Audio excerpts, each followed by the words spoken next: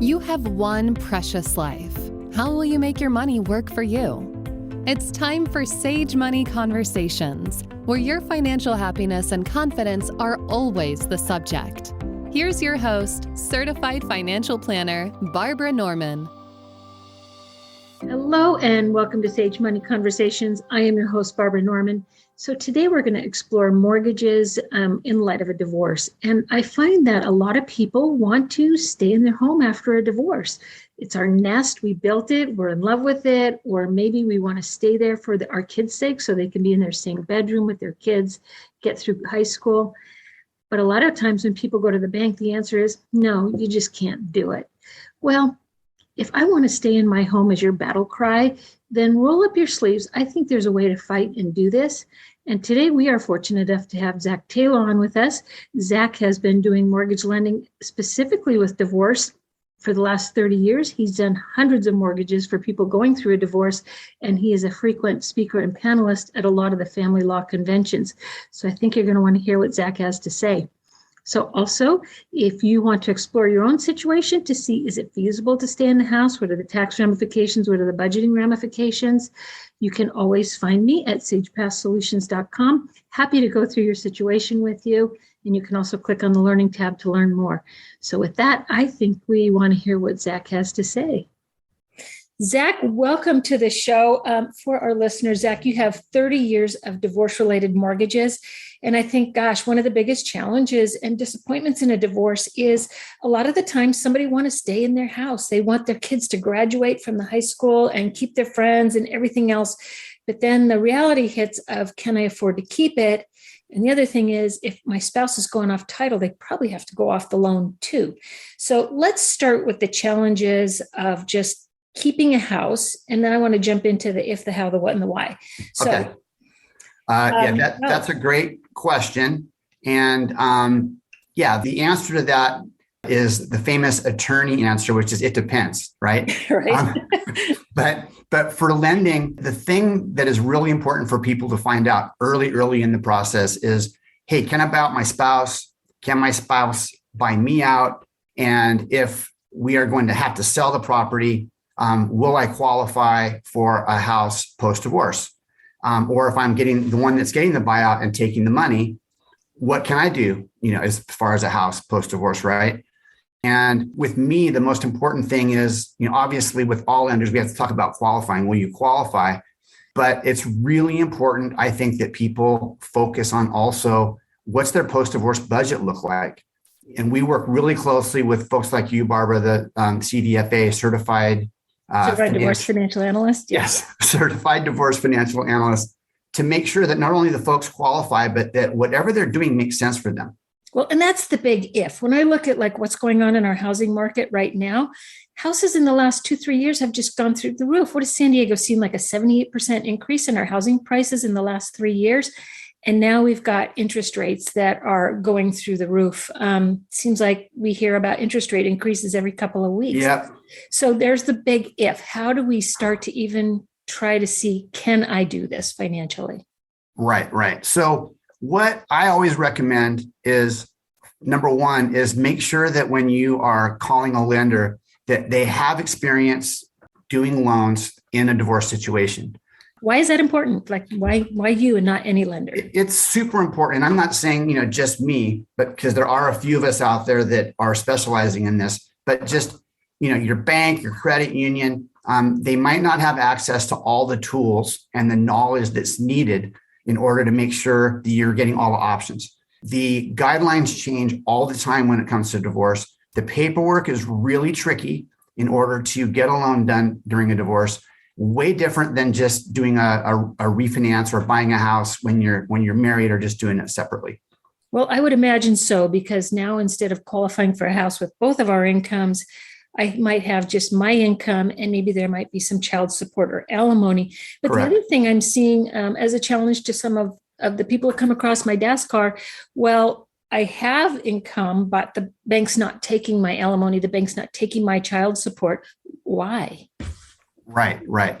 So that kind of comes down to, one of my main tips that I tell people. So in order to get the lowest interest rate possible, there are a couple of things that need to happen. And this is pretty universal in the industry as far as the guideline.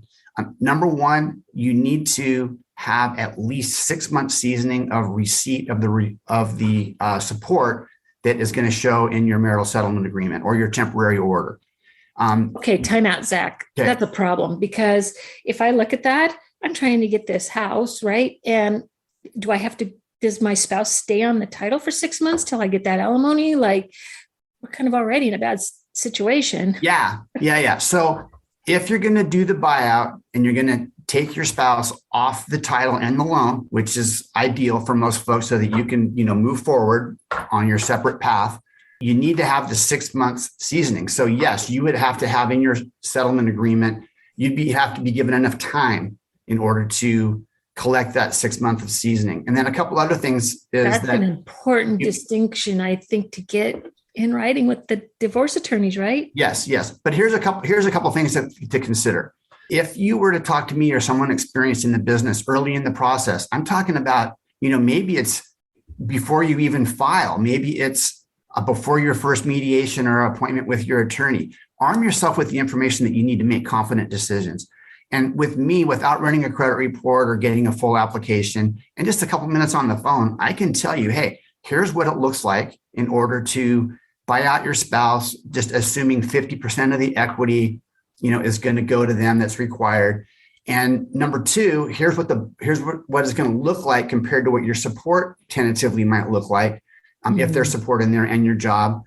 So again, do you qualify and can you afford it? Does it fit your budget? And you brought up a really important point, Barbara. There's people's values have gone up so high that it's tougher to do a buyout, right? Because, maybe 4 years ago, it would take $400,000 to give your spouse their half of their income, or $200,000.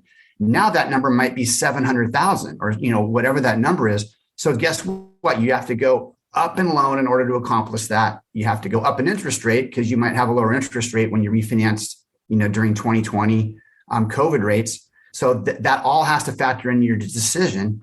And I'm seeing more people decide that, inevitably that they have to sell. Just because mathematically it's really hard for them to make it happen. I'm seeing the pendulum, the buyouts are still happening, but I'm seeing more people saying, hey, you know what, we better just sell, take our equity and go our separate ways. Okay, well, that's kind of sad, but let's assume that I still want to stay in this house. I still want to get my kids through high school. And I think I can do this. I'm going after that loan. Now, what does the process look like? So if you're going to do that, number one is, if there is a lot of equity in the home, you can work with someone like you, Barbara. And if they have other assets, I'm seeing people, do the trading, right? They'll take a little less out of the investment account that would be their community property in order to reduce the amount that they have to come up with out of the refinance for the home. Does that make sense? That makes sense. I'm seeing that a lot. And if spouses are cooperating, that is a process that can be very positive if both spouses want the kids to stay in the home until they graduate from high school or, whatever is appropriate, for them. So, and that's really cool because yes, if my spouse takes cash or stocks and bonds and I take the equity in the house, now hopefully I only have to refinance the loan to get my spouse off. Is that right? Right. Then you don't have to increase the loan balance in order to come up with more cash, which is obviously going to increase the mortgage payment and the expenses. And so now one thing that I will say is that, because you'd mentioned earlier, 6 months, wow, I have to wait 6 months or 7 months or whatever to do it. And does the spouse, female or male, have to stay on the title and the loan? So the answer is typically yes. I don't see people go off of the title and then stay on the loan. For me, I don't know if that makes much sense. So it's usually all or nothing. It's both. But here's a couple of things that you can do in order to kind of speed up the process. I just closed a buyout about a week ago where she was super organized. She was the one that was doing the buyout of her husband, right? Mm-hmm. She was the one where she hadn't worked in 20 years. She was a stay-at-home mom had been taking care of the kids, right? So she had no job history. 100% of her income was support, spousal and child support. And the same thing, her kids were in high school. She had twins that were 14 or 15, right? So stay in the house was the goal until high school. They had a good relationship as far as cooperating on this.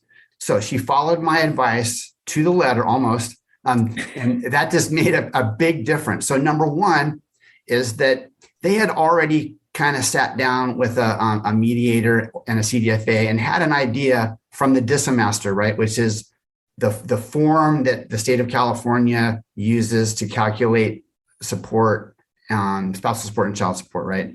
So they had an idea of what that number was going to be. And so he was already sending her the money. And so I jumped in right away and I said, look, get that money, open up your own separate account, get the money flowing in steadily every month into your own account. And then once you've had 5 months receipt, we can start the process, lock the interest rate in. And then as soon as the 6-month payment come in, we can close, right? So that's what we end up doing. Yeah. Sorry. Let me ask you a question. I'm sorry to interrupt. I'm going to have you pick up that thought. I'm thinking about like when people do start going through a divorce, there's a thing called temporary support. Yep. And then there's permanent support. Right. Will banks look at temporary support? I mean, can that start that 6 months going? That is a great question. And like I said, if you were just to, call your bank or your credit union, many of them require the signed marital settlement agreement, conformed, stamped by the judge and the court, and then they won't start the seasoning until after that, right? But that's not how we work, and that's not the reality. That's kind of a myth.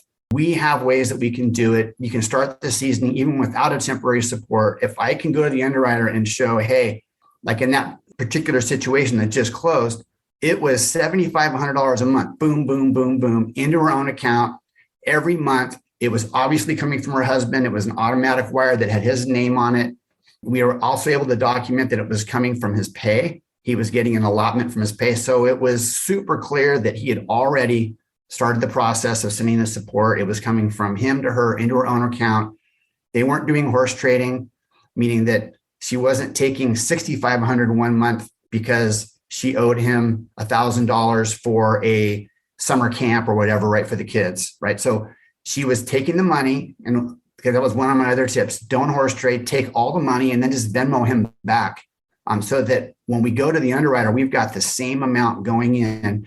And so with creativity like that, it allows us to push the timeline up so that you don't have to wait the 6 months until after the settlement agreement is final. Does that make sense? That is a really, really good tip. I didn't even think about that, but you're right. Settling it that way does not show a good track record. Yeah. Now, remember, though, the other part of that piece is you also have to have 3 years remaining on the support in order to use it, which was kind of the other part of your question. So if you have kids that are, like twins that are 16 instead of 14, right? And they're not going to have 3 years left because they're going to be, out of high school and done with the support until that, before that 3 years is up. So but I've had people that do qualify. And this is my point about qualifying versus the post-divorce budget. The twins that are 14 in that example, right? So the child support was pretty high there. It was like, I want to say 3,000 or 4,000 was that portion of the child support for both of them. Mm-hmm. And so she qualified, right? But there was about 3.5 years left on the support after the buyout would be done. So I reminded her, I said, look, you're only going to have your spousal support after that is over. So when your kids are gone out of high school, are you good with selling the house, or are you going to be going back and getting retrained and getting a new job? Because yes, we can do it, right? That's the answer. Number two, do you want to do it knowing that that support's going away in 3.5 years, right? So that's qualify and make sure that it fits your post-divorce budget. Huge. Let me ask you another question, because it is important, I think, to get your former spouse's name off of the loan. It allows them to move forward. Yep. It allows you to move forward. But let's face it, divorce is taking a long, long time. The courts are backed up. We don't always agree on things. Is there a way to get this done before we finally get the judges? And by the way, we got to wait 6 months after, right? We file for divorce, and then we got the 6-month cooling off period in San Diego. Right. Is it possible to get this deal done before the stamp is on the final marital settle agreement? Yeah. So it's a total myth that you need to have a stamped, conformed, final with the 6-month seasoning, you're divorced, legally divorced in order to do this. So we can do it typically with just a signed, notarized and just proof that it went down to the court and it's in line, Okay. MSA. And then we do have an occasion where if you have a very simple divorce and the home is basically, your only asset, there's really not going to be any support going back and forth. And it's a very simple, I am going to, give my husband or my wife $100,000 in exchange for the equity. We actually don't even need a signed MSA. We can do a notarized, just a letter of agreement between the two. And then you can get that closed and then while the MSA is doing its thing. So I hope that answers that question. I have another question. Okay. Now we're going to get in the weeds with what your job must look like, because I know that when we go to apply for a loan, oh my gosh, they asked for everything, and they asked for everything in 3 different ways. Yeah. And it seems like if you're going through a loan, it's like, it blows your mind to like stop and now I got to go get all this stuff again. Right. And I'm Zach. So you're in the middle of divorce. Things aren't black and white anymore. Like, what are some of your challenges? What are some of your conversations with the underwriters of these loans? And tell us how that works. Well, I kind of highlighted one of them, and that's where the seasoning of support is a challenge, right? They hear about they need 6 months, right? And then what I end up seeing sometimes when I haven't had a conversation with them 6 months ago, right? Mm-hmm. They're coming to me right now and just saying, hey, I want to get this done, is I see different amounts coming in, right? Even though the support's supposed to be $7,000 a month, I see $6,500, I see $5,900, I see $4,500. And then she says, well, there's all these reasons why, I owe money for this or that, right? That makes it difficult because we don't have a steady, consistent flow that we can show.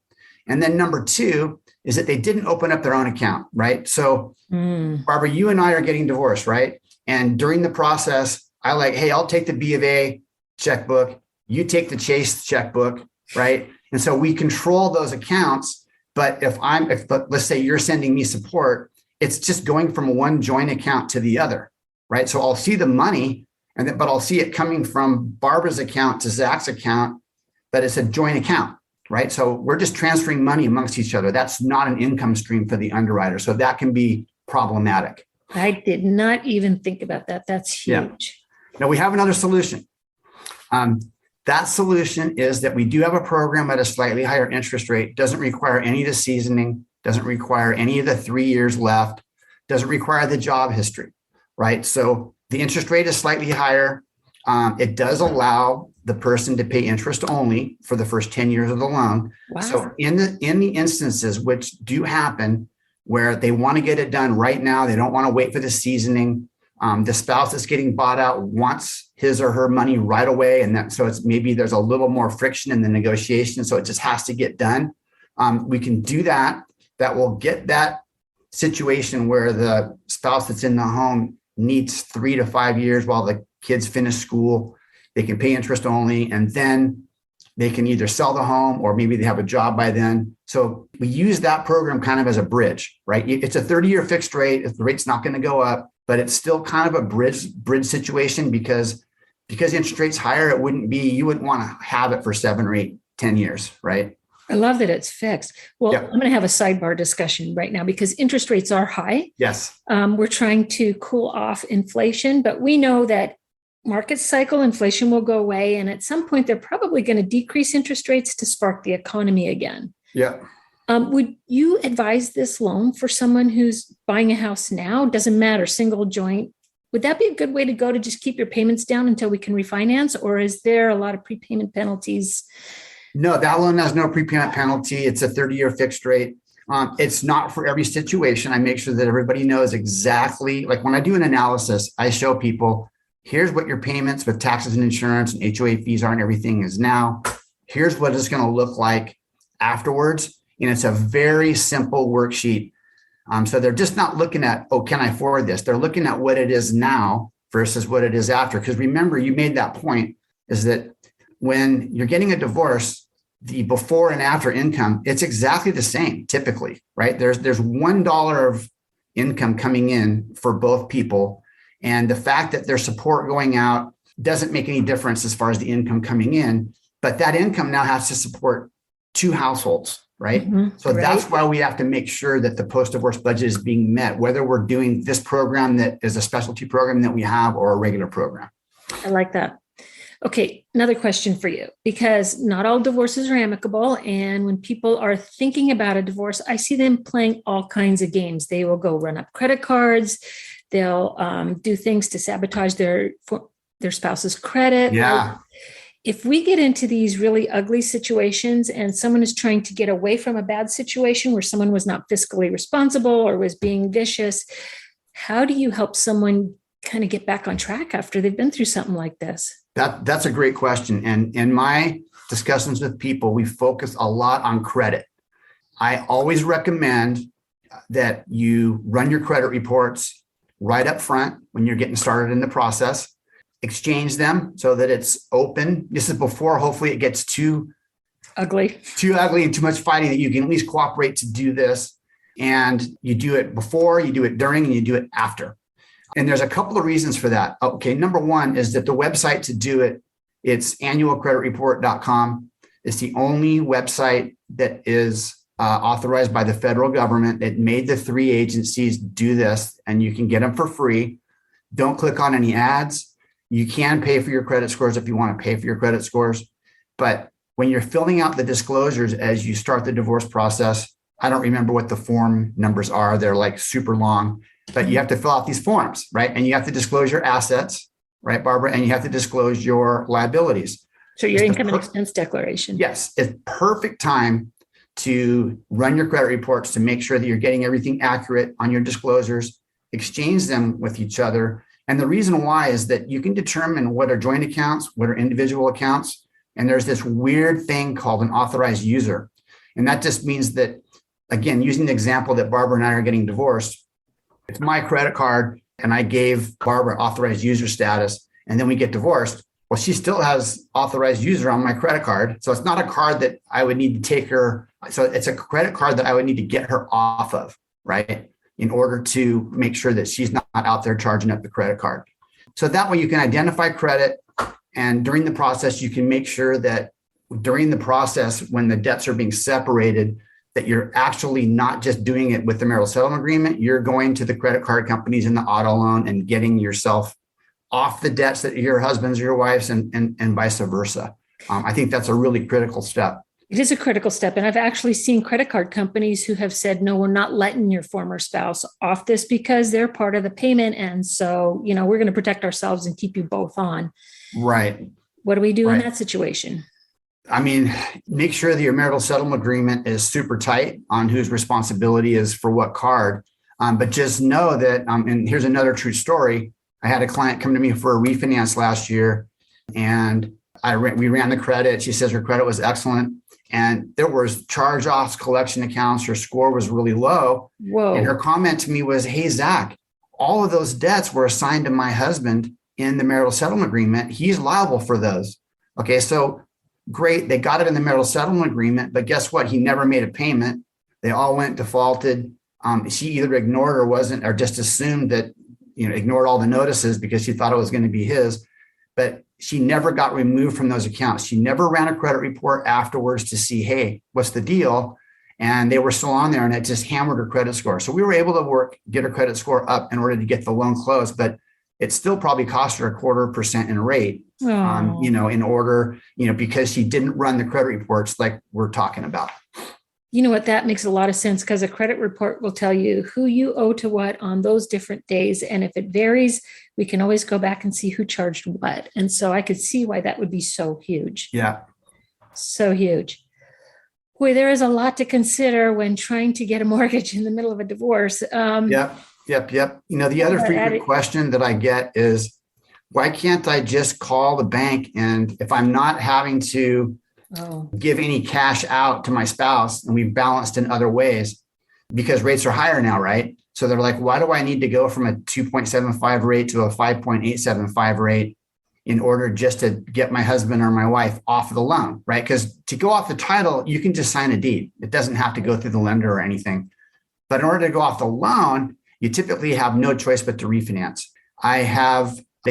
Lenders just won't do it.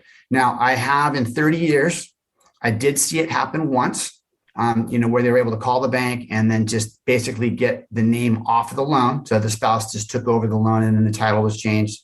And then about 2 weeks ago, I saw another bank offer it, but the list of conditions in order to do it was super long. And it's the first time I've seen it in like 30 years. So I'm not jumping on the bandwagon that everybody can just call their bank and get it done. Until I see it happen, I'm just not thinking that it's really likely. So I wouldn't count on that. I mean, you could go ahead and call your bank and your credit union and ask, hey, here's the situation. Will you take me off?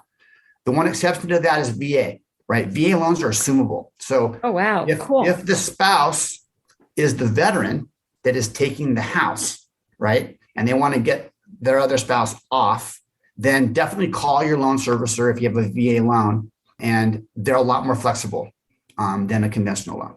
That is really good to know. But typically you got to refinance, unfortunately. Any other tips?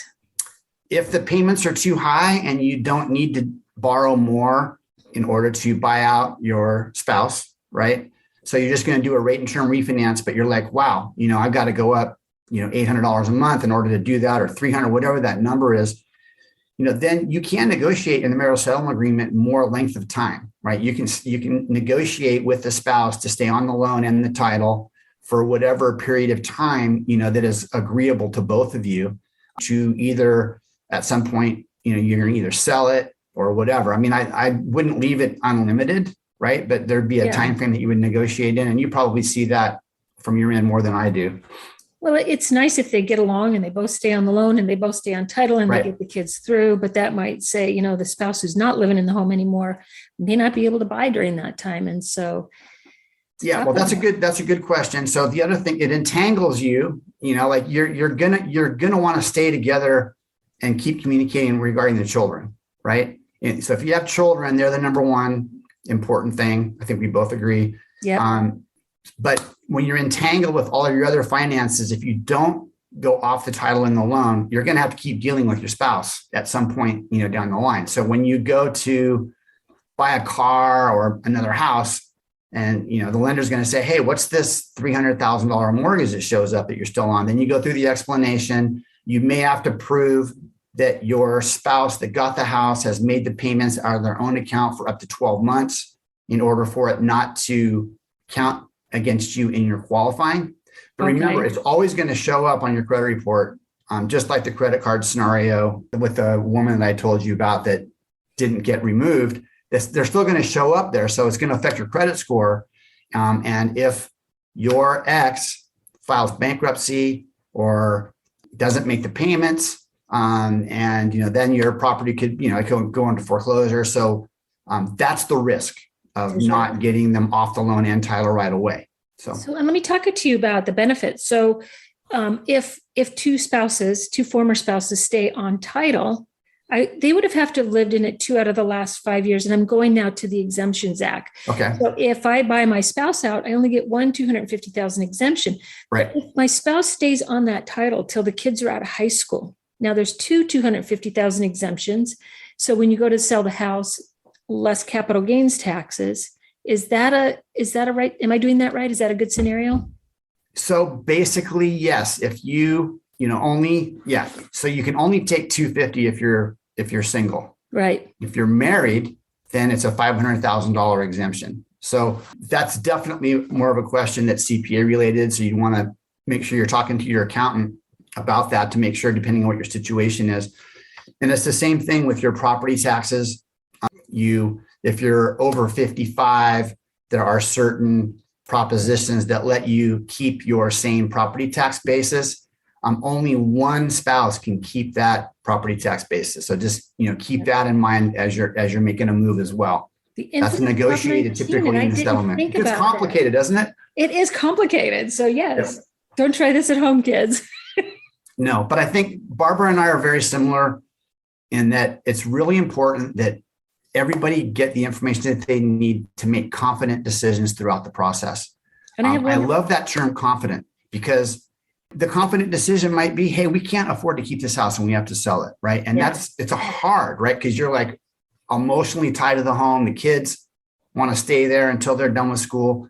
But the bottom line is the information that you're receiving, it might tell you that there's just no way to keep the home. And it's like you mentioned earlier, that's sad, but the math is the math, right? And you just have to make sure that it makes sense for you and not be so strained keeping the home that you can't go out to dinner. You can't do any extracurriculars because all you're doing is making the payment on the house, right? You don't want to be in that situation either. Well, and you bring up a really important point of, we can stay in the house, but you can't go have fun with your friends. And that's awful too. Yeah. Really awful. I have another scenario just to run by you because I find that like a lot of divorced women will actually rent out part of the house, and they might rent it out to another single mom who's got a kid and, they're in it together. Will that rent count towards their income? So typically people don't declare that rent in their tax return. So in that situation, there would be no way for any underwriter to use that, for qualifying. If you were to do a formal rental agreement and you'll be able to show 1 to 2 years of history of receipt in the tax returns, then that could potentially be used for qualifying. Oh, it's 1 to 2 years, not 6 months? No. Yeah. It has to be in the tax return. It has to be a history in the tax returns of that. Yeah. So that's something that you're going to want to, again, talk to your lender right away in the process. If that's going to be part of what your planning is going to be in order to stay in the house, just make sure that you throw that out there when you're talking to the lender right away to see if that's going to help you. Boy, I can see why it's so important to start this conversation before we even start talking about how we're going to slice and dice up our assets, because we might get it and it might not be a great answer after all. Yeah. And then, early on, it's never too early. I have people call me, hey, I'm just thinking about getting a divorce. What would it look like? Hypothetically, if I needed to give my spouse half the equity, what would that number be? And again, just in a couple minutes, don't let the lender run the credit and all that, because you don't need to do that. It's just a phone call, 10-minute phone call, 20 minutes max. Like, what's your situation? And you'll be able to get that answer early on in the process. And then don't forget about separate property. It comes up all the time. And that's that you're doing the buyout. And if one of the spouses used separate property or inherited cash for the down payment or to add the master bedroom remodel 10 years ago, right?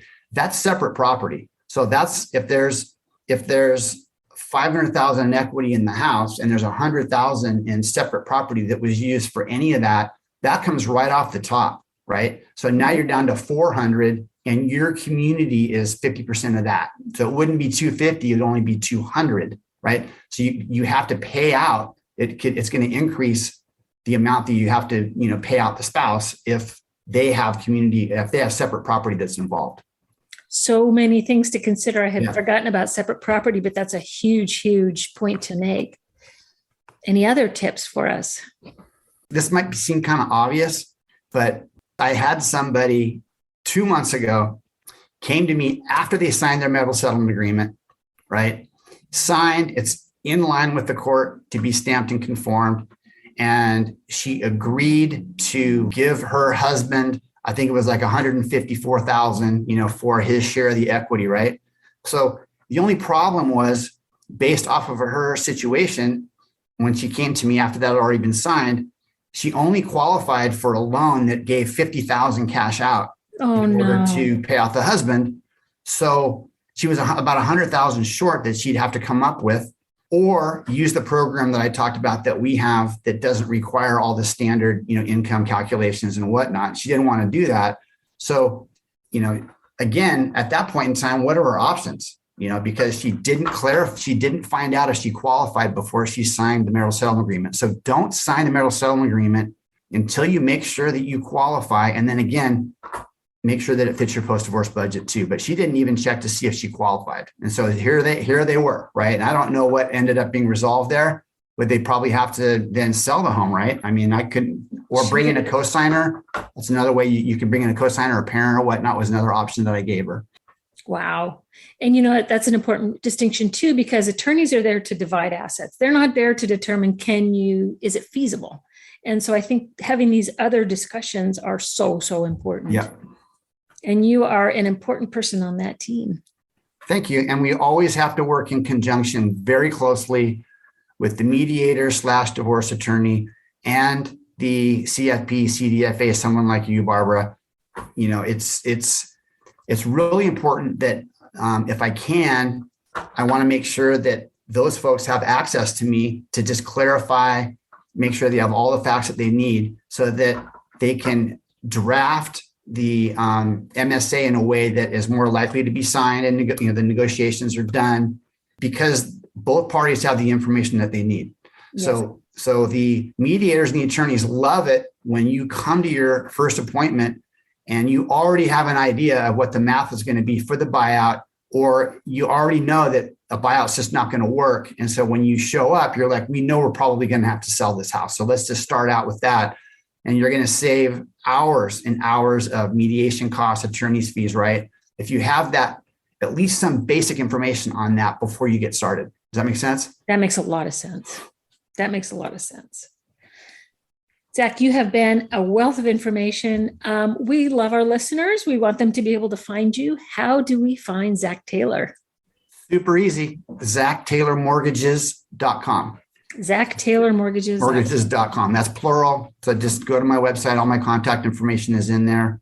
Spell Zach. Spell Zach. Spell Taylor. Zach is ZACH.